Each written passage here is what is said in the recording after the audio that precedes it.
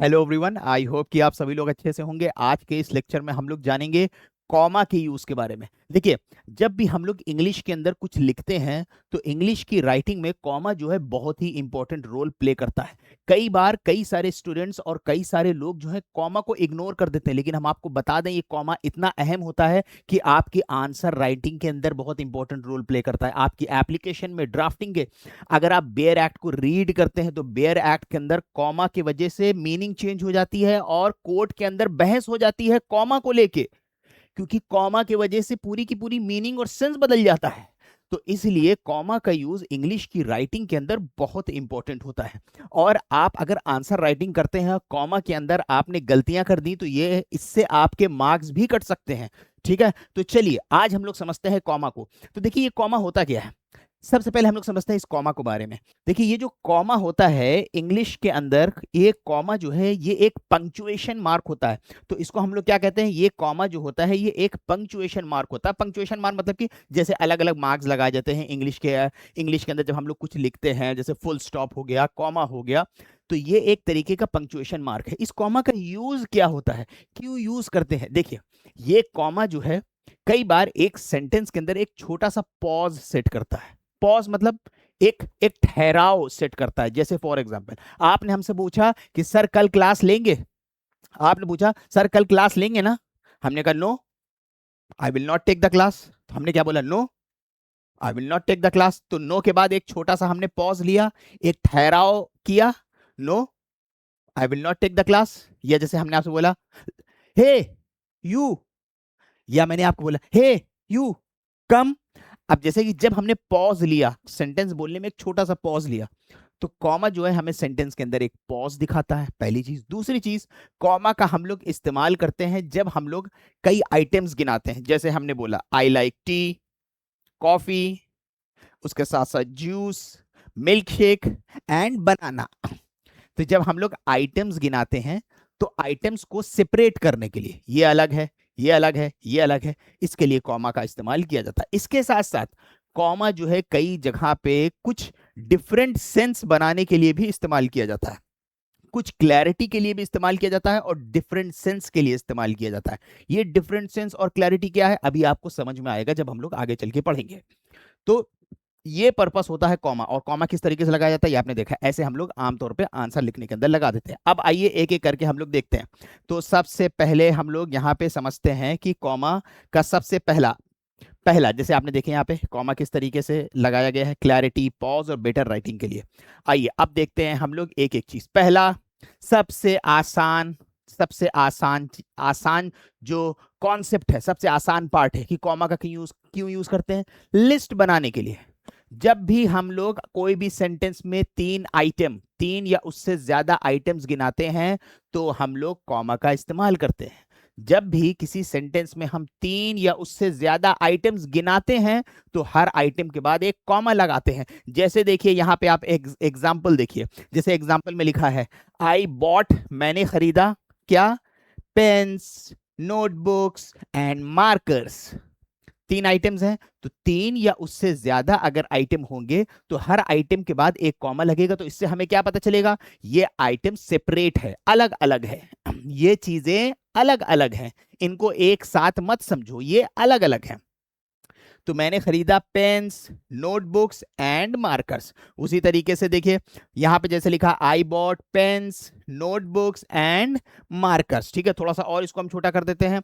अब जैसे देखिए यहां पे लिखा है she likes T, coffee, juice and water. तो यानी तीन या उससे ज्यादा आइटम्स होते हैं तो एक एक आइटम को अलग करने के लिए हम कॉमा इस्तेमाल करते हैं, बिल्कुल बेसिक रूल है।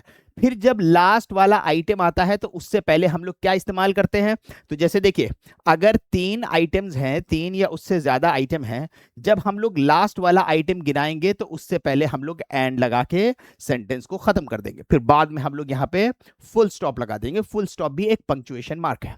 अब ये आपने समझ लिया, यहां तक तो कोई दिक्कत नहीं थी। अब देखिए, अब एक सवाल यहां पे ये उठा कि जब यहां पे एंड के बाद लास्ट आइटम लिखा गया है तो क्या एंड से पहले ये वाला कॉमा लगेगा। भाई यहां तो समझ में आ रहा है ये कॉमा, ये कॉमा। अब यहां पे जो जूस के बाद ये कॉमा लगा है एंड से पहले, क्या ये कॉमा लगाना जरूरी है। और इसको क्यों लगाया जा रहा है जब यहाँ पे एंड लिखा हुआ है? देखिए सबसे पहले समझ लीजिए कि इस कॉमा को कहा क्या जाता है। इस कॉमा को कहा जाता है ऑक्सफोर्ड कॉमा। इसको क्या कहा जाता है? ऑक्सफोर्ड का कॉमा। अब देखिए यहाँ पे जूस लिखा है, जूस के बाद एंड वाटर ऑलरेडी लिखा हुआ है, जिससे पता चल रहा है कि ये सेपरेट है, ये सेपरेट है। लेकिन उसके बाद यहाँ पे कॉमा लगा हुआ है, तो क्या यहाँ पे कॉमा लगाना जरूरी है या नहीं? अब आपको एक एग्जांपल दिखाते हैं कि ये कॉमा क्यों लगाया जाता है। अब देखिए आपके सामने यहाँ पे एक सेंटेंस है। देखिए अब एक सेंटेंस है यहाँ पे आपके सामने लिखा हुआ है। देखिए यहाँ पे लिखा हुआ है सेंटेंस पढ़िए आप एक बार आप लोग सेंटेंस पढ़िए।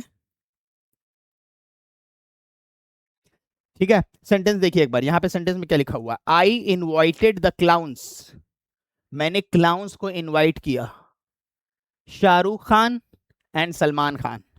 अब आप देखिएगा sentence, I invited the clowns, मैंने क्लाउन को इनवाइट किया, शाहरुख खान एंड सलमान खान। अब देखिए पढ़ने में कैसा लग रहा है? ऐसा लग रहा है कि जो बोल रहा है या जो लिख रहा है वो ये कह रहा है कि मैंने क्लाउन्स को बुलाया है, क्लाउन्स को बुलाया है, मतलब फॉर एग्जांपल किसी पार्टी में, और वो क्लाउन्स कौन है? शाहरुख खान और सलमान खान। तो शाहरुख खान और सलमान खान क्लाउन्स है, मतलब यहाँ पे क्लाउन्स की जगह पे हम ऐसे लिख देते हैं, आई invited jokers Salman Khan and Shahrukh Khan. ठीक, अब ये कॉमा यहाँ पे लगा रहेगा सलमान खान एंड शाहरुख खान। तो पढ़ के क्या लग रहा है? पढ़ के ऐसा लग रहा है कि हम कह रहे हैं कि हमने जोकर्स को बुलाया। वो जोकर्स कौन है? शाहरुख खान एंड सलमान खान। ये कब हो रहा है ऐसा? यहाँ पे एंड से पहले कॉमा नहीं लगा हुआ है। तो अब देखिए मीनिंग पढ़ने में क्या निकल रही है? आई invited the jokers Salman Khan and Shahrukh Khan. पढ़ने में क्या लग रहा है? कि हम कह रहे हैं कि ये दोनों जोकर्स को हमने बुलाया है, ऐसा लग रहा है, जो बिल्कुल गलत बात है। एक्चुअली में यहाँ पे लिखने वाला ये कह रहा है कि मैंने इन तीन लोगों को बुलाया, जोकर्स को बुलाया है मतलब फन के लिए पार्टी में, शाहरुख खान को बुलाया और सलमान खान को बुलाया, वो ये कह रहा है। तो अब यहाँ पे आप देखिए, यहाँ पे ऑक्सफोर्ड कॉमा नहीं लगा है, तो मीनिंग एकदम डिफरेंट हो गई। अब देखिए अगर हम लोग इसमें ऑक्सफोर्ड कॉमा लगा दें, अगर हम इसके अंदर ऑक्सफोर्ड कॉमा लगा दें तो देखिए अब ये क्या बन जाएगा?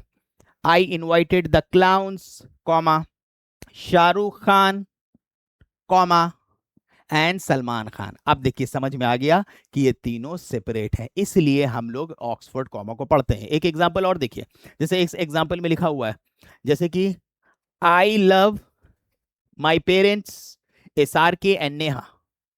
अब I love my parents S R के एंड नेहा, अब लग रहा है मेरे पेरेंट्स का नाम एस आर के और नेहा है। जैसे कोई इंसान जो है इस तरह से, जैसे यहाँ पे लिखा हुआ है I love my parents S R के एन नेहा, ऐसा लग रहा है मेरे पेरेंट्स का नाम एस आर के एन नेहा है, बिना ऑक्सफोर्ड कॉमा के। देखिए ऑक्सफोर्ड कॉमा नहीं है, एंड और से पहले लगता है, तो मीनिंग बदल जाएगी। लेकिन अगर हम लोग इसको ऑक्सफोर्ड कॉमा के साथ पढ़ेंगे तो देखिए क्या लिखा है, I love my parents S R के कॉमा एंड नेहा। अब पता चल गया मैं अपने को पेरेंट्स को लव करता हूं, एस आर के को और नेहा को, यानी तीनों चीजें अलग अलग हो जाएंगी, इसलिए हम लोग ऑक्सफोर्ड कॉमा का यूज करते हैं। अब आपके दिमाग में आएगा, सर क्या हम आंसर राइटिंग में, लीगल राइटिंग्स में, ड्राफ्टिंग में, एप्लीकेशन में क्या ऑक्सफोर्ड कॉमा लगाएं? बिल्कुल रिकमेंडेड है, हाईली रिकमेंडेड है कि आप ऑक्सफोर्ड कॉमा का यूज करिए, ठीक है, चीजों को सेपरेट करने के लिए। ठीक, आइए आगे बढ़ते हैं। तो ये हो गया हम लोगों का फर्स्ट पार्ट। कब हम लोग कॉमा नहीं लगाएंगे? अगर मान लीजिए खाली दो आइटम्स गिनाना है, जैसे मान लीजिए कि हम अगर आपसे ये बोले आई लाइक टी एंड कॉफी, तो इसमें कॉमा नहीं लगेगा। आई like tea and coffee, even Oxford comma भी नहीं लगेगा। ऑक्सफोर्ड कॉमा के लिए भी 3 या उससे ज्यादा सामान होने चाहिए। तो हम बोलेंगे I like tea and coffee, no comma. I like bread and burger, bread and burger, no comma. I like bread and butter, no comma. ठीक है, तो यहां पे कॉमन नहीं लगेगा, दो आइटम्स होंगे, तो 3 या उससे ज्यादा। आइए आगे बढ़ते हैं। जैसे देखिए अब आप लोग बताइएगा, कमेंट करके बताइएगा। जैसे यहां पे लिखा है द कॉन्स्टिट्यूशन गारंटीज, कहां पे कॉमा लगेगा? Justice, liberty, equality and fraternity. अब यहां पे लिखा है कॉन्स्टिट्यूशन गारंटी करता है, गारंटी देता है किस चीज की? Justice, liberty, equality and fraternity. बताइए इस सेंटेंस के अंदर कहां पे कॉमा लगेगा? कमेंट करके बताइए। अब जैसे कि बाकी एक हम करवाते हैं ये वाला, जैसे लिखा है द पुलिस रिकवर्ड, पुलिस ने रिकवर किया, अ नाइफ, एक आइटम हो गया, कॉमा, अ मोबाइल, दो आइटम हो गया, फिर कॉमा, मोबाइल फोन, दो आइटम हो गया फोन, कैश, तीन item, and jewellery, and jewellery cash, cash से पहले अदरवाइज लगेगा कैश एंड ज्वेलरी, एक ही चीज की बात हो रही है, कैश एंड ज्वेलरी, तो कैश से पहले यहां पे कॉमा लगा देंगे, ऑक्सफोर्ड कॉमा, ठीक। उसी तरीके से अब वैलिड कॉन्ट्रैक्ट रिक्वायर्स, एक वैलिड कॉन्ट्रैक्ट के अंदर किन किन चीजों की जरूरत होती है, ऑफर, ऑफर दिया जाता है, एक्सेप्टेंस, तो ऑफर के बाद कॉमा, एक्सेप्टेंस के बाद कॉमा, लॉफुल कंसिडरेशन, अब यहां पे एंड आ गया है तो लॉफुल कंसिडरेशन के बाद ऑक्सफोर्ड कॉमा, फिर उसके बाद एंड फ्री कंसेंट। समझ आ गया, चलिए आगे बढ़ते हैं। अब देखिए ये वाला काफी इंपॉर्टेंट है, ये वाला काफी इंपॉर्टेंट है। जब देखिए इंग्लिश में जब दो अलग अलग सेंटेंसेस को हम लोग जोड़ते हैं, जैसे कि आपको यहां पे एक एग्जांपल दिखाते हैं, जब हम लोग इंग्लिश के अंदर दो सेंटेंस को जोड़ते हैं, दो इंडिपेंडेंट क्लॉजेस को जोड़ते हैं, जैसे देखिए यहां पे बोला गया द विटनेस वॉज लेट, गवाह जो था लेट था, ठीक, एक सेंटेंस। द जज अलाउड हिम, अब देखिए एक सेंटेंस हो गया, गवाह जो है कोर्ट में आने के लिए लेट था लेकिन जज ने अलाउ कर दिया, दो सेंटेंस हो गए। जज, गवाह जो था कोर्ट में आने से लेट हो गया, जज ने अलाउ कर दिया, लेकिन जज ने अलाउ कर दिया, तो दो सेंटेंस हो गए, यहाँ पे दो इंडिपेंडेंट क्लॉजेस हैं, ठीक।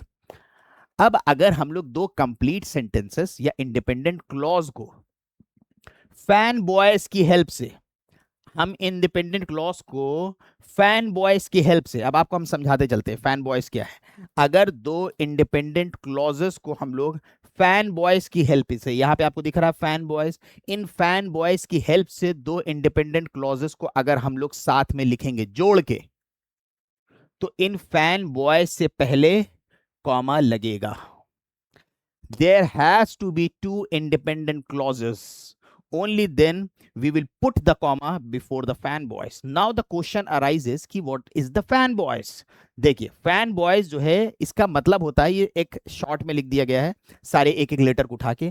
F का मतलब for, A का मतलब and, N का मतलब nor, B का मतलब but, O का मतलब और, Y का मतलब yet और S का मतलब so। यानी अगर हम लोग दो सेंटेंसेस को फॉर एंड नॉर बट और येट सो की मदद से अगर जोड़ते हैं, जैसे आपके सामने एग्जांपल है, द विटनेस वॉज लेट, गवाह जो था लेट था, बट जज अलाउड हिम, दो इंडिपेंडेंट क्लॉजेस हो गए। इन दोनों इंडिपेंडेंट क्लॉजेस को हमने किस चीज से जोड़ा है, बट की मदद से, ठीक। अब देखिए क्या बट फैन बॉयज में आता है, हाँ आता है, तो इसका मतलब है कि बट से पहले कॉमा लग जाएगा। आइए दिखाते हैं आपको, जैसे देखिए ये सेंटेंस लिखा है, ये सेंटेंस लिखा है the witness was late but the जज अलाउड हिम, तो बट लिखा हुआ है, बट से पहले कॉमा देखिए लग गया, बट से पहले कॉमा दिख रहा है आप लोगों को, ठीक। उसी तरीके से एक और सेंटेंस देखते हैं, जैसे लिखा हुआ है द एविडेंस वॉज वीक, सबूत जो था वो वीक था, सो द केस फेल्ड, जिस वजह से केस फेल्ड हो गया। दो इंडिपेंडेंट क्लॉजेस हैं, दो सेंटेंसेस हैं, उनको हमने जोड़ा है किसकी मदद से, फैन बॉयज, तो सो जो है इसका मतलब फैन बॉयज है। आइए देखते हैं सो क्या फैन बॉयज है, बिल्कुल सो भी बिल्कुल फैन बॉयज है। देखिए यहाँ पे एस का क्या मतलब है, एस का मतलब क्या है, सो, एस का मतलब देखिए आप, एस का मतलब सो, तो सो जो है एक फैन बॉयज है। तो अगर दो सेंटेंसेस को हम लोग इन फैन बॉयज की हेल्प से जोड़ते हैं तो फैन बॉयज से पहले कॉमा लग जाएगा। तो जैसे यहां पे लिखा हुआ है, ये सेंटेंस है कि the evidence was weak, the case failed, the evidence was weak but the case failed, तो बट द केस फेल्ड, या जैसे यहां पे लिखा है सो द केस फेल्ड, तो सो से पहले यहां पे कॉमा लग जाएगा। समझ आ गया आप लोगों को। अब देखिए एक और चीज इसके अंदर, अब इसके अंदर एक एक्सेप्शन है, कब कॉमा नहीं लगेगा। हमने आपको क्या बताया, जब दो इंडिपेंडेंट क्लॉजेस, दो इंडिपेंडेंट सेंटेंसेस को हम लोग जोड़ेंगे तो फैन बॉयज की हेल्प से तभी कॉमा लगेगा फैन बॉयज से पहले। लेकिन मान लीजिए कि एक तरफ सेंटेंस है, दूसरी तरफ एक वर्ड है खाली, तब क्या फैन बॉयज की मदद से अगर हम उनको जोड़ेंगे तो कॉमा लगेगा? इसका जवाब है नहीं, फिर कॉमा नहीं लगेगा। देखिए अब जैसे यहां पे लिखा है I like pizza and burger, अब देखिए एंड जो है फैन बॉयज है, देखिए यहाँ पे एंड फाइन बॉयज है कि नहीं, देखिए, देखिए ए लिखा है ना, एफ, एफ का मतलब फॉर, ए का मतलब एंड भी फैन बॉयज है। अब मान लीजिए कि एक तरफ एक सेंटेंस है, दूसरे तरफ खाली एक वर्ड है। सेंटेंस और एक वर्ड को हम लोग ऐड कर रहे हैं फैन बॉयज की मदद से, तब उसके बाद फैन बॉयज से पहले कॉमा नहीं लगेगा। तो देखिए ये जो सेंटेंस हम लोगों ने यहाँ पे देखा, ये जो हम लोगों ने सेंटेंस देखा यहाँ पे, I like pizza and burgers, तो अब यहाँ पे देखिए एंड के बाद सिर्फ एक वर्ड है, इंडिपेंडेंट क्लॉज नहीं है, पूरा सेंटेंस नहीं है, तो एंड से पहले कॉमा नहीं लगेगा, इसीलिए इस सेंटेंस के सामने लिखा है कि ये गलत है। सही क्या होगा, आई राइट, सही क्या होगा, I like pizza and burgers. समझ आ रहा है आप लोगों को। उसी तरीके से जैसे देखिए यहाँ पे प्रैक्टिस के लिए है, आप लोग बताइएगा, कुछ हम प्रैक्टिस करवाते हैं, बाकी आपको कमेंट करके बताना है। I was tired so I went to sleep, बताइए कॉमा कहां पे लगेगा, कमेंट करके बताइए। I was tired so I went to sleep. उसके बाद she studies hard and she always gets good marks, बताइए कॉमा कहां लगेगा। He likes football and cricket, football and cricket, इसमें कहीं कॉमा नहीं लगेगा, क्योंकि इसमें फैन बॉयज का रूल अप्लाई नहीं होगा, क्योंकि फैन बॉयज एंड है, इसके बाद खाली एक वर्ड आ रहा है। The lawyer argued well but the जज डिसएग्रीड, लॉयर ने बहुत अच्छा आर्ग्यूमेंट किया लेकिन जज डिसएग्री हो गया, अब कहां पे कॉमा लगेगा। देखिए बट जो है फैन बॉयज है, अब हमें किसी ने बताया नहीं है, कॉन्सेप्ट से पता कर रहे हैं, बट से पहले कॉमा लग जाएगा। समझ आ रहा है आप लोगों को, तो लीगल राइटिंग्स में बहुत हेल्पफुल है। चलिए आगे बढ़ते हैं। अब तीसरा रूल है कॉमा लगाने का। शुरुआत में बहुत सारे ऐसे वर्ड्स आते हैं, सिंगल वर्ड की बात कर रहे हैं, ऐसे वर्ड्स आते हैं, एडवर्ब्स आते हैं, फ्रेजेस आते हैं, जो एक बैकग्राउंड सेट करते हैं, एक टोन सेट करते हैं, उनके बाद भी हम लोग कॉमा लगाते हैं। जैसे देखिए जैसे कि मान लीजिए कोई बात हो रही है, ये भी हम लोग आगे भी चल के करेंगे, हमने आपको बताया था, जैसे आपने कोई चीज पूछा, सर डू यू अग्री, हमने बोला यस आई अग्री, अब हमने यस आई एग्री बोला, मतलब एक कॉन्टेक्स्ट चल रहा है कि किसी चीज की बात हो रही है, यस आई एग्री, तो यस के बाद एक कॉमा लग जाएगा, क्योंकि यस के बाद वैसे भी देखिए एक पॉज आ रहा है, यस आई एग्री, एक कॉमा लग जाएगा। देखिए आगे आपको कुछ इसके एग्जांपल्स दिखाते हैं, जैसे कि ये हो गया yes I agree, no I don't think so. उसी तरीके से बहुत सारे इंट्रोडक्टरी फ्रेजेस होते हैं, जैसे लिखा है after the hearing we went home, after the hearing we went home. उसी तरीके से देखिए in my opinion the answer is correct, तो जैसे कि हमने हमने ये बोला कि इन माय ओपिनियन, या जैसे कि after the hearing we went home, तो आफ्टर द हियरिंग एक पॉज बन रहा है, after the hearing we went home. In my opinion the answer is correct, during the exam students must stay quiet. समझ में आ गया। आइए इससे रिलेटेड कुछ और है, इंट्रोडक्टरी एडवर्ब्स भी आ गए, जैसे कि हम लोग अक्सर बात करने में बोलते हैं, कोई भी बात कर रहे हैं, कोई कोई कॉन्टेक्स्ट चल रहा है, however the appeal was allowed, तो हाउएवर के बाद कॉमा लग जाएगा, देयरफॉर कॉमा लग जाएगा, the petition was dismissed, luckily the train was on time. अब यहाँ पे प्रैक्टिस के लिए आपके पास कुछ सेंटेंसेस हैं, बताइएगा कि कहाँ पे कॉमा लगेगा। However the appeal was dismissed by the high court, however, अब ऐसा लग रहा है कि कोई बात चल रही होगी, कोई बात पहले से चल रही होगी, तभी इसको हाउ एवर करके कहा जा रहा है, तो एक बैकग्राउंड की टोन सेट हो रही है, तो इस वर्ड के बाद हाउ एवर के बाद कॉमा लग जाएगा। उसी तरीके से therefore the accused was entitled to acquittal, therefore के बाद कॉमा लग जाएगा। समझ आ रहा है आप लोगों को। आइए आगे बढ़ते हैं। उसी तरीके से ये तीन सेंटेंसेस हैं, yes I admit that I sign the agreement, no the witness did not identify the accused. ठीक है, आइए आगे बढ़ते हैं एक्स्ट्रा इंफॉर्मेशन के लिए। अब देखिए ये पार्ट काफी ज्यादा इंपॉर्टेंट है, एक्स्ट्रा इंफॉर्मेशन वाला। एक्स्ट्रा इंफॉर्मेशन वाला क्या होता है, अब हम आपको बताते हैं, अब समझिएगा। अगर सेंटेंसेस हम लोग कोई इंग्लिश में सेंटेंस लिख रहे हैं, इस इंग्लिश के सेंटेंस में लिखने में अगर हम लोग कोई एक्स्ट्रा डिटेल्स ऐड करते हैं, वो एक्स्ट्रा और एडिशनल डिटेल्स जो उस सेंटेंस के अंदर ना भी देते तो भी सेंटेंस जो है अपनी मीनिंग कन्वे कर देता, तो भी सेंटेंस पूरा कंप्लीट होता। कोई इंग्लिश में हम सेंटेंस लिख रहे हैं, मान लीजिए उसके अंदर हम कुछ एक्स्ट्रा डिटेल्स दे रहे हैं, जैसे देखिए यहां पे लिखा है Najeeb a law teacher runs a YouTube channel. अब अगर यहाँ पे लॉ टीचर को हटा दिया जाए तब भी देखिए सेंटेंस कंप्लीट हो जाएगा, Najeeb runs a YouTube channel, sentence complete हो रहा है।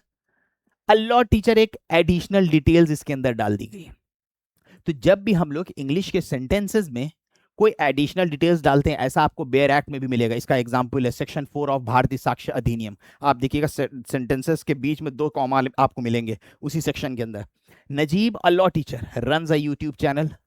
तो अगर किसी सेंटेंस में हम लोग कोई ऐसी एडिशनल डिटेल्स डाल देते हैं कि जिसको अगर हम ना भी डालते सेंटेंस पूरा कंप्लीट हो जाता, ना भी डालते, जरूरी नहीं है वो सेंटेंस के लिए, वो डिटेल सेंटेंस के अंदर बताना जरूरी नहीं है, फिर भी डाल दिया है, तो उससे पहले और उसके खत्म होने के बाद जो डिटेल आप ऐड कर रहे हो, जैसे देखिए यहाँ पे जो डिटेल्स आप ऐड कर रहे हो, जैसे इसके अंदर देखिए जो डिटेल्स आप ऐड कर रहे हो, यहां से यहां तक में देखिए ये डिटेल ऐड करी गई है, तो इस डिटेल से पहले यहां पे और इस डिटेल के खत्म होने के बाद यहां पे कॉमा लगेगा।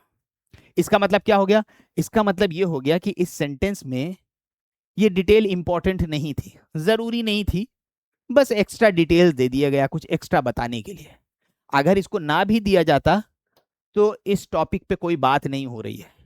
Najeeb runs a YouTube channel, sentence complete हो रहा है। ठीक है, अभी देखिए ये थोड़ा टेक्निकल है।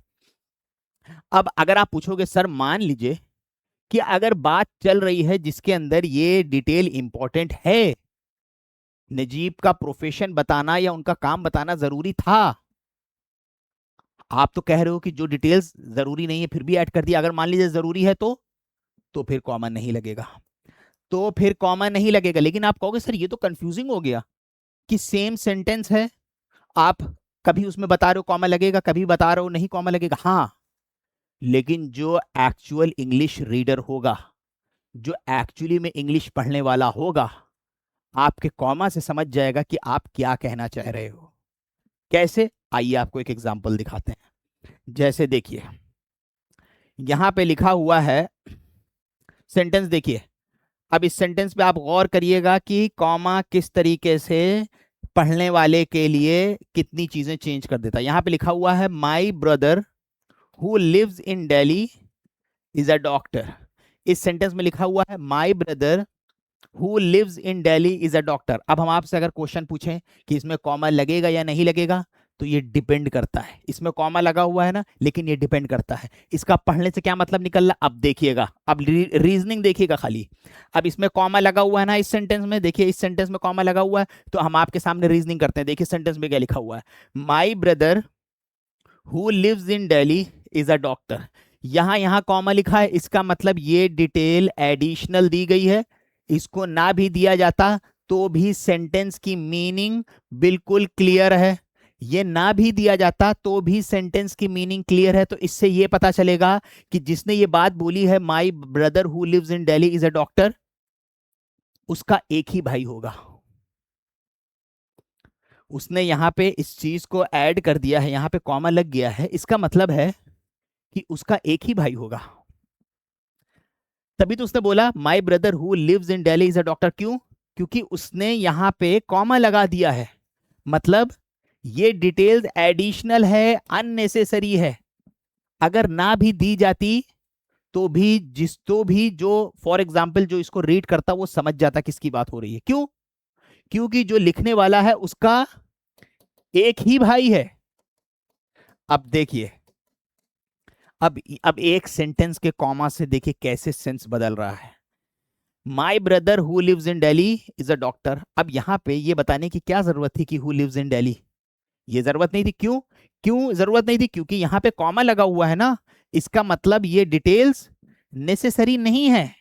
आप ना भी बताओगे हम समझ जाएंगे कि आपका जो भाई है वो डॉक्टर है। अगर आप ना भी बताओगे जो दिल्ली में रहता है भाई क्यों बता रहे हो, हमें तो पता है आपका एक ही भाई है तो डॉक्टर। अब देखिए ये हो गया एक सेंस। अब दूसरा सेंस देखिए, अब अगर यहां पे मान लीजिए हमने कॉमा हटा दिया, ठीक है, अब कॉमा हटा दिया, अब लिखा है my brother who lives in Delhi is a doctor. तो अगर कॉमा हटा देंगे तो इसका मतलब क्या हुआ कि ये डिटेल जो है ये डिटेल एसेंशियल हो गई, यानी ये डिटेल इसका मतलब सेंटेंस के लिए इंपॉर्टेंट है। अगर हटा दिया जाएगा तो मीनिंग बदल जाएगी, तो ये डिटेल इंपॉर्टेंट है। तो अगर डिटेल इंपॉर्टेंट है तो अब देखिए क्या पता चला, my brother who lives in Delhi is a doctor. तो इसका मतलब है जो लिखने वाला है वो ये बताना चाह रहा है कि मेरा भाई जो एक्चुअली में दिल्ली में रहता है। इसका मतलब है कि लिखने वाले के हो सकता है एक से ज्यादा भाई हो, एक से ज्यादा भाई हो, तभी यहां पे उसने कॉमा नहीं लगाया, ताकि हमें पढ़ने वाले को ये समझ में आ जाए कि जो भाई एक्चुअली में दिल्ली में रहता है बात उसकी हो रही है। अभी आपको ये चीज क्लियर हो रही है या नहीं क्लियर हो रही है? बात ध्यान दीजिएगा। अगर देखिए फिर से बात को समझिए, सेंटेंस के अंदर लिखा है my brother who lives in Delhi is a doctor. अब हमने आपको बताया कि हम लोग ये जो एडिशनल डिटेल्स लिखते हैं, अगर ये डिटेल्स अननेसेसरी है, इसकी जरूरत नहीं है, अगर इसको ना भी ऐड किया जाएगा, सेंटेंस में जो भी बात हो रही है वो कंप्लीट हो जाएगी अपने मीनिंग में। तो उस जगह पे हम यहाँ पे एक कॉमा लगा देते हैं, यहाँ पे कॉमा। तो कॉमा अगर लग रहा है इसका मतलब डिटेल एडिशनल है और बिना जरूरत वाली है, उसकी जरूरत नहीं है। तो मान लीजिए किसी लिखने वाले ने ये सेंटेंस लिखा है my brother who lives in Delhi is a doctor, और उसने यहाँ और यहाँ पे कॉमा लगा दिया है, तो इसका मतलब है कि लिखने वाला हमें ये चीज पे एम्फेसाइज कर रहा है कि ये डिटेल्स एक्स्ट्रा है, कि मेरा brother who lives in Delhi is a doctor, उसका एक ही भाई होगा, वो एक ही भाई की बात कर रहा है, क्योंकि उसको पता है कि पढ़ने वाला जो होगा वो समझ जाएगा कि इस भाई की बात हो रही है, एक ही भाई होगा। लेकिन अगर हमने यहां से कॉमा हटा दिया और यहां से भी हटा दिया, तो इसका मतलब क्या हो जाएगा, ये डिटेल्स इंपॉर्टेंट है। अब ये डिटेल्स क्यों इंपॉर्टेंट होगी? हो सकता है कि उसके एक से ज्यादा भाई हों, तभी तो ये डिटेल्स इंपॉर्टेंट हो रही है, कि वो बताना चाह रहा है कि दिल्ली में रहने वाला भाई डॉक्टर है। अभी आपको समझ में आ गया? तो एक ये यूज होता है कॉमा का, यही कॉमा का यूज आपको सेक्शन 4 भारतीय साक्ष्य अधिनियम के अंदर मिलेगा। जैसे देखिए एक आपको और एग्जांपल दिखाते हैं। जैसे देखिए लिखा हुआ है students who study daily score higher. Students who study daily, students who study daily score higher. Students जो स्टडी करते हैं डेली वो अच्छा स्कोर करते हैं। ठीक है, अब अगर मान लीजिए यहां पे कॉमा नहीं लगा हुआ है, अब यहाँ पे कॉमा नहीं लगा हुआ है, ठीक है। अब अगर हम मान लीजिए कि हमने यहाँ पे कॉमा लगा दिया, एक यहाँ पे एक यहाँ पे, तो इसका मतलब ये डिटेल्स अननेसेसरी होगी। अगर यहाँ पे हम बोले students score higher, students score higher, क्या सेंटेंस का कोई मतलब निकल के आ रहा है?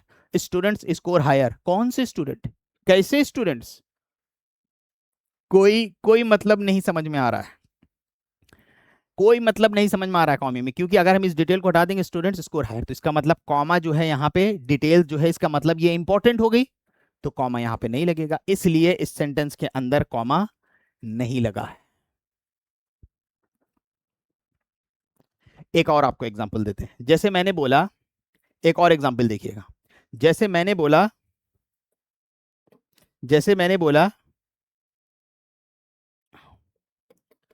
माई कार विच आई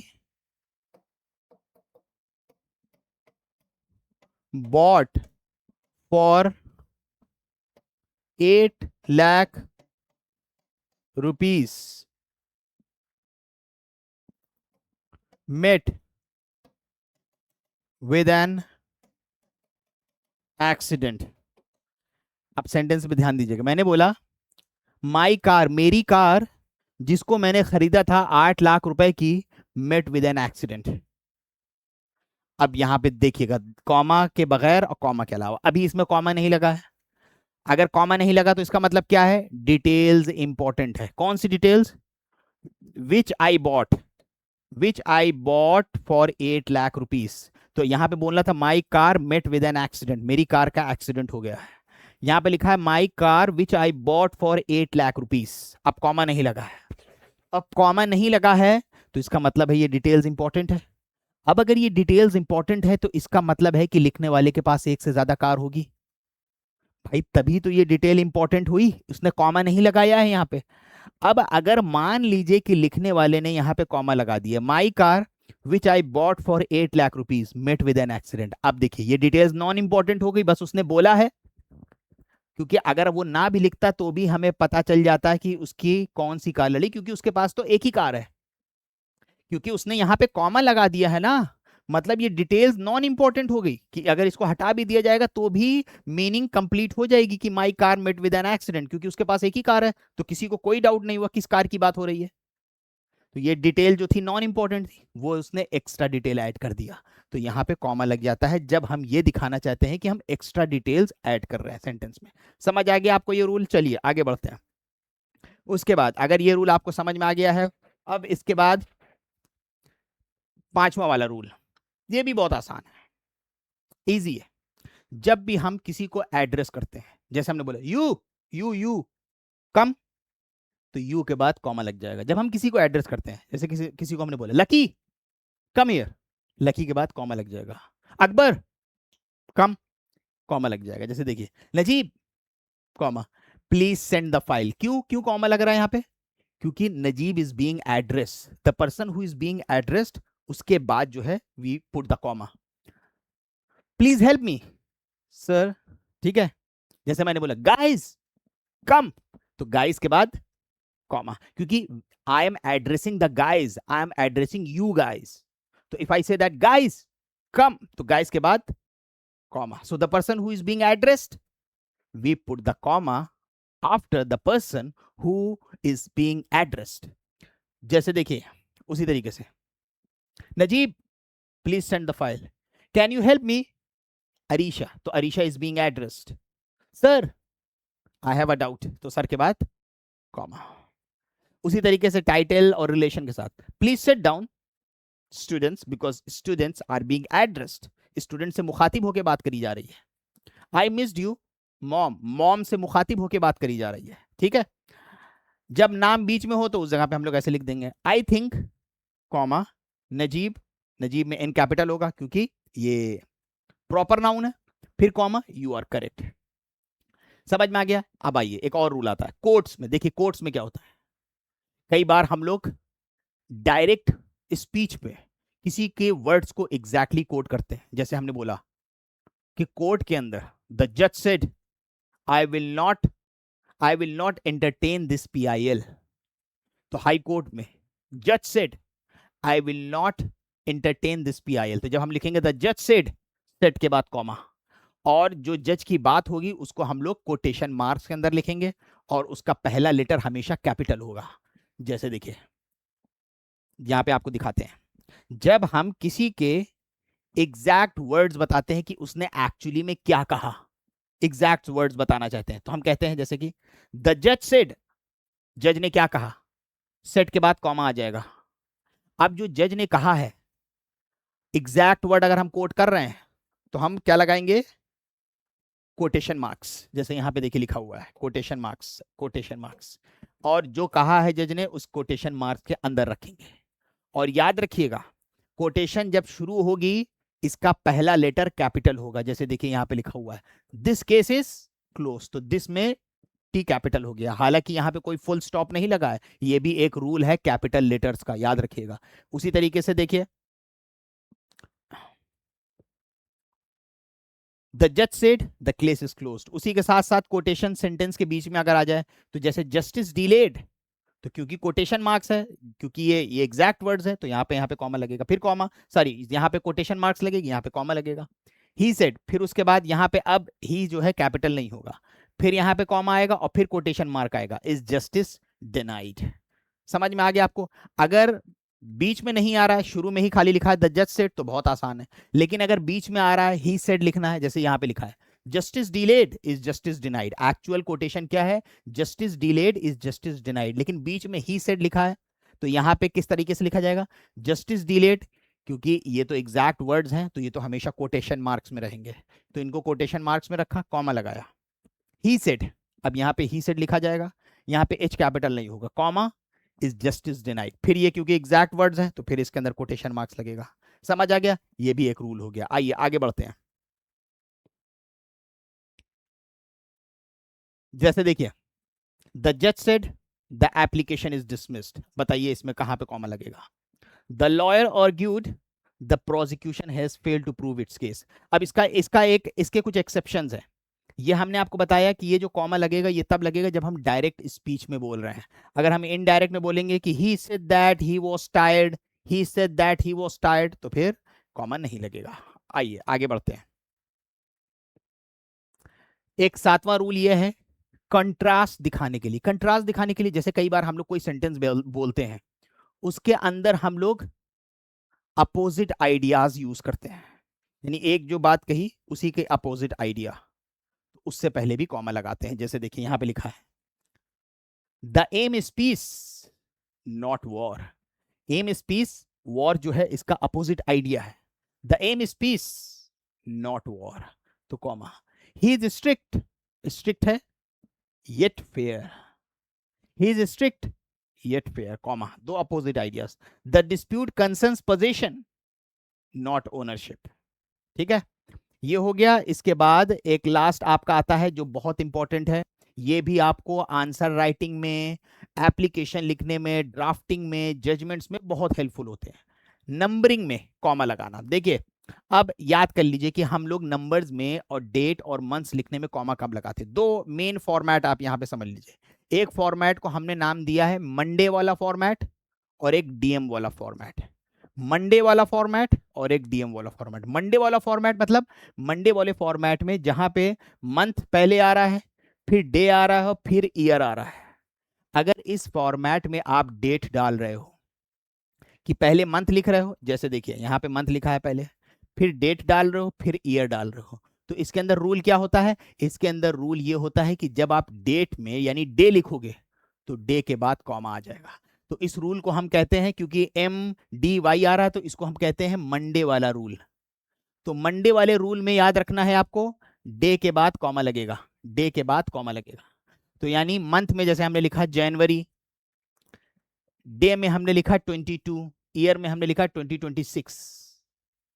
तो डे जो हमने लिखा 22 या जनवरी 2, तो 2 के बाद कॉमा लग जाएगा। जैसे देखिए सितंबर 22 2025, तो ये मंडे वाला फॉर्मेट है तो 22 के बाद कॉमा लग जाएगा। जनवरी 15 2026 मंडे वाला फॉर्मेट है, 15 के बाद कॉमा लग जाएगा। 31 जुलाई 2026 31 के बाद कॉमा लग जाएगा। समझ आ गया आपको? अब इसका उल्टा कर देते हैं, डीएम वाला फॉर्मेट, जहां पे पहले हम डेट लिख रहे हैं उसके बाद मंथ लिख रहे हैं। अब अगर जैसे कि हम लोग पहले डेट लिख रहे हैं और उसके बाद मंथ लिख रहे हैं, जैसे कि आपको एक एग्जांपल दिखाते हैं, डीएम वाला एग्जांपल। डीएम वाला एग्जांपल देखिए, पहले डे लिखा, फिर मंथ लिखा, फिर ईयर लिखा। तो जैसे देखिए यहां पे पहले हमने लिखा डे लिखा, फिर मंथ लिखा, फिर ईयर लिखा। याद रखिएगा इसमें कॉमा कहीं नहीं लगेगा। इसमें कॉमा लग रहा है मंडे वाले फॉर्मेट में, मंथ, डे, ईयर, कहां पे कॉमा लग रहा है? डे के बाद। लेकिन डीएम वाले फॉर्मेट में जहां पे पहले डेट, मंथ, ईयर, इसमें कॉमा कहीं नहीं लगेगा। ठीक, उसके साथ साथ ये वाला जो आपने रूल पढ़ा है, ये जो हम लोगों ने मंडे वाला फॉर्मेट पढ़ा था, इसमें आपने देख लिया कि डे के बाद कॉमा लगता है। लेकिन अगर ये सेंटेंस ऐसा है जो अभी चल रहा है, सेंटेंस में अभी आगे और चीज लिखी हुई है, तो यहां पे ईयर के बाद भी कॉमा लग जाएगा। जैसे देखिए यहां पे लिखा हुआ है सितंबर 2020 2025, तो 22 के बाद तो कॉमा लगेगा। Was a busy day, sentence continue हो रहा है तो 2025 के बाद फिर कॉमा लग जाएगा। उसी तरीके से देखिए द ऑर्डर डेटेड मार्च 10 2026, तो 10 के बाद तो लगेगा ही क्योंकि ये मंडे वाला फॉर्मेट है, तो डे जो होगा उसके बाद तो लगेगा ही कॉमा। लेकिन क्योंकि सेंटेंस आगे बढ़ रहा है तो 2026 के बाद भी कॉमा लग जाएगा। और वहीं अगर हम लोग डीएम वाले की बात करें तो डीएम वाले के अंदर कोई कॉमा नहीं लगता है। जैसे देखिए यहाँ पे the judgment was delivered on 22 सितंबर 2025, no comma. The act came into force, जैसे कि BNSS came into force on 1 जुलाई 2024, नो कॉमा। समझ आ गया? अब आगे बढ़ते हैं प्लेसेस के अंदर। प्लेसेस के अंदर कॉमा, देखिए जब हम लोग प्लेसेस लेवल के हिसाब से लिखते हैं, जैसे कि मैंने बोला I live in Allahabad, UP, India, तो लेवल में जा रहा है इलाहाबाद, यूपी, इंडिया। तो ये सारे ज्योग्राफिकल लोकेशन के बाद कॉमा लगेगा। जैसे मैंने बोला I live in Allahabad, comma, UP, comma, India. समझ में आ गया? उसी तरीके से जैसे हमने बोला कि Taj Mahal is in Agra, comma, Uttar Pradesh, comma, India. ठीक है, Jaipur is in Rajasthan, comma, India. समझ में आ गया। जोग्राफिकल लोकेशन अगर लेवल्स के हिसाब से लिखेंगे, जैसे देखिए नागपुर महाराष्ट्र इंडिया, दिल्ली इंडिया, ठीक है, Jammu Jammu and Kashmir India, Mumbai Maharashtra India, he lives in Nagpur Maharashtra India, he was born in Lucknow Uttar Pradesh India. तो यानी जो ज्योग्राफिकल लोकेशन होगी लेवल्स वाइज, जैसे लेवल वाइज लिखा हुआ है इलाहाबाद उत्तर प्रदेश इंडिया, तो सबके बाद कॉमा लगेगा। और ये भी ध्यान रखिएगा, जो रूल्स हम लोग इंग्लिश में फॉलो करते हैं फुल स्टॉप कॉमा, यही हम लोग हिंदी में भी करते हैं, यही रूल हिंदी में करते हैं। बस फुल स्टॉप की जगह पे हम लोग, आप देखते होंगे हम लोग एक डंडा खींच देते हैं हिंदी में, ठीक है। बाकी के ज्यादातर सारे रूल्स पंक्चुएशन मार्क के हम लोग हिंदी में भी फॉलो करते हैं। The conference was held in Jaipur Rajasthan India. समझ आ रहा है आप लोगों को? आइए आगे बढ़ते हैं। अब ये आ गया नंबरिंग, बहुत आसान है, अक्सर आपको आंसर राइटिंग में जरूरत पड़ सकती है, एप्लीकेशन ड्राफ्टिंग जजमेंट्स के अंदर आपको जरूरत पड़ सकती है इसकी, कि जो डिजिट्स लिखते हैं उनमें किसके बाद कॉमा लगता है। देखिए यहाँ पे सबसे पहले लिखा हुआ है कि जो इंटरनेशनली हम लोग नंबर का इस्तेमाल करते हैं, जो डिजिट्स लिखते हैं उनमें कॉमा किस तरीके से आता है। एकदम सीधा सा रूल है, ऐसा रूल समझिए आप, एकदम आपको हम समझा देते हैं। जो इंग्लिश रूल है, या जिसे हम लोग इंटरनेशनली कह सकते हैं, जो इंग्लिश रूल है वो ये है कि जब हम लोग कोई डिजिट लिखते हैं तो इधर से हर 3 जीरो के बाद, इधर से ध्यान रखिएगा, इस तरफ से हर 3 जीरो के बाद कॉमा लगाया जाता है, ये कॉमा लगेगा, ठीक। हर 3 डिजिट के बाद, हर 3 जीरो के बाद कॉमा लगता है, या 3 डिजिट के बाद, जैसे कि लिखा है हमने यहाँ पे 1 2 3 4 5 6 7 8 9, 1 2 3 4 5 6 7 8 9। तो इंग्लिश रूल क्या है, इनकी काउंटिंग करने के लिए हम लोग हर 3 के बाद कॉमा लगाएंगे, यहाँ पे यहाँ पे। तो ये हो गया 1 10 100 1000 10,000 लाख 10 लाख करोड़ 10 करोड़, ठीक है, समझ में आ गया। अब क्योंकि हम लोग जो इंग्लिश के अंदर जो नंबरिंग सिस्टम होती है उसके अंदर हम लोग चीजें मिलियंस में पढ़ते हैं, जैसे देखिए यहाँ पे लिखा हुआ है 1 10 100 1000 10,000 लाख 10 लाख करोड़, फिर यहाँ पे देखिए ये आ गया, अब ये 1 2 3, फिर ये हो गया, ठीक है। तो ये 1 2 3 यहाँ पे कॉमा लगा, 1 2 3 यहाँ पे कॉमा लगा, 1 2 3, ठीक। तो हर 3 डिजिट्स के बाद कॉमा लगते हैं।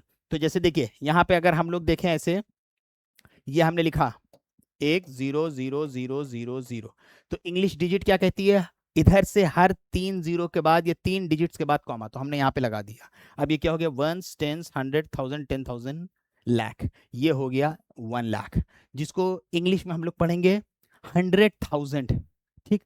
उसके बाद हमने एक कॉमा यहाँ पे बढ़ा दिया, तो अब एक डिजिट, एक 3 के बाद यहाँ लगेगा, उसके बाद एक यहाँ पे लगेगा, ये वाला नहीं होगा, ठीक है। तो अब ये कितना हो गया 1 10 100 1000 10,000 लाख 10 लाख, ठीक है।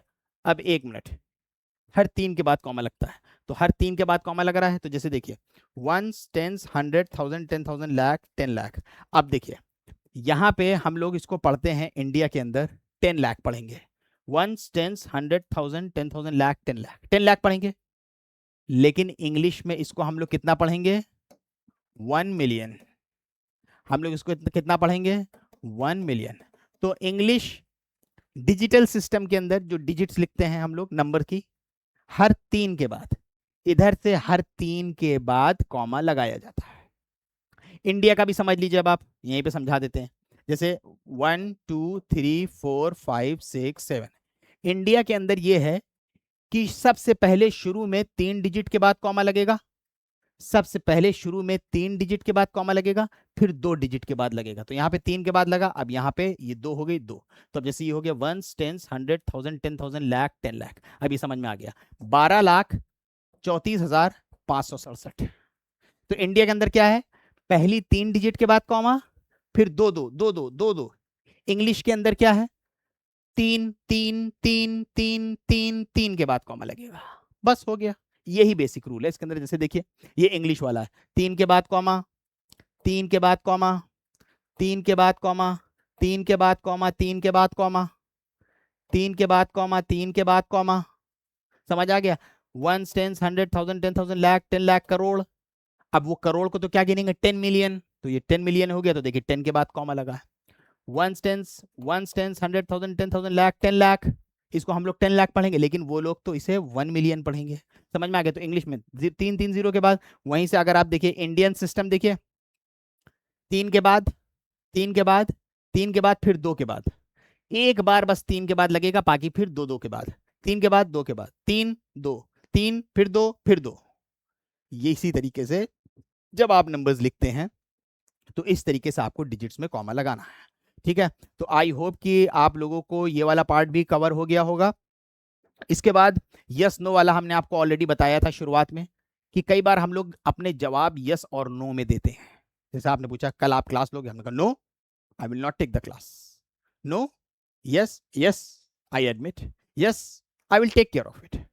यस नो करके जब हम बोलते हैं तो इनके बाद एक कॉमा लगाया जाता है लिखने में आंसर। ठीक है, आगे yes I understand, yes he was not there.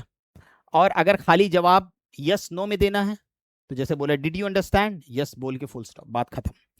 Tag question से पहले कुछ कभी कदार हम लोग कोई बात बोलते हैं उसी के अंदर क्वेश्चन पूछ लेते हैं, जिसको टैग क्वेश्चन कहते हैं। जैसे बोला the doctrine is clear, isn't it, तो जब हम लोग बोलेंगे इजंट इट, टैग क्वेश्चन से पहले comma. He is a lawyer, isn't he, comma.